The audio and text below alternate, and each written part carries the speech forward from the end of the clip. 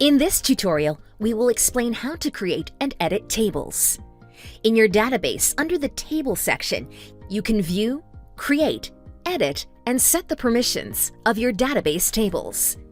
Each table has 3 options. 1.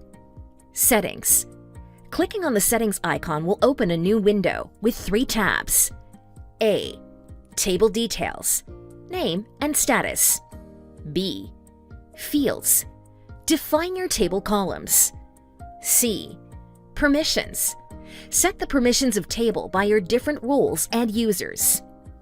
2. Edit.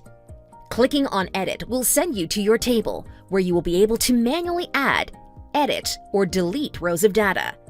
Here, you will also be able to export your table. 3. Delete.